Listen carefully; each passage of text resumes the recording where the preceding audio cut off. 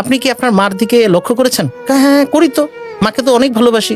যে আপনি কি এটা বিশ্বাস করেন যে আগামী 10 বছর পর, 15 বছর পর আপনার মা বৃদ্ধ হবে? আর বৃদ্ধ হওয়া মানে সে অসুস্থ হবে, সে অনেক রোগে আক্রান্ত হবে, এটা না বাই নেচার হবে। তার চিকিৎসা, আপনার দায়িত্বটা আপনাকেই নিতে হবে। আপনি কি লক্ষ্য করেছেন আপনি যে বাড়িটাতে আছেন এই বাড়িটা রেনোভেশন করতে হবে? আর যদি ভাড়া বাড়িতে আছেন, কতদিন ভাড়া বাড়িতে থাকবেন বাবা মাকে নিয়ে? আপনি কি লক্ষ্য করেছেন যে আপনার আগামী 10-15 বছর পর আপনিও যে কিছুটা বয়স হবে, অনেক নতুন মানুষের দায়িত্ব নিতে হবে? আগামী 15 বছর পর হয়তো আপনার সন্তান বড় হয়ে যাবে বা এরকম কিছু।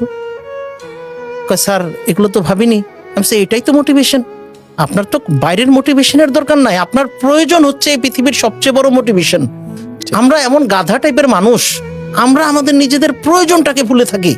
আমরা রিয়েলাইজ করি না যে আগামী 10 বছর পর আমার প্রিপারেশন, অর্থাৎ আগামী 10 বছর পর আমার কি হবে, এটা তো আমাকেই করতে হবে। পাশের বাসার মানুষ এসে আমার মায়ের চিকিৎসা করবেন? আপনার মায়ের চিকিৎসা আপনার পাশের বাসার মানুষ বা আত্মীয় স্বজনের কাছে ভিক্ষা চেয়ে করবেন, নাকি আপনার ওকাত, আপনার সক্ষমতা দিয়ে করবেন? তাহলে বসে থাকেন কিভাবে ভাই? কিসের মোটিভেশনের অপেক্ষায় বসে আছে? আফজাল ভাই মোটিভেশন দিবে, তারপর আপনার ভেতর একটা উত্তেজনা তৈরি হবে। ইয়ার, তার মানে আপনি ভুল পথে হাঁটছেন।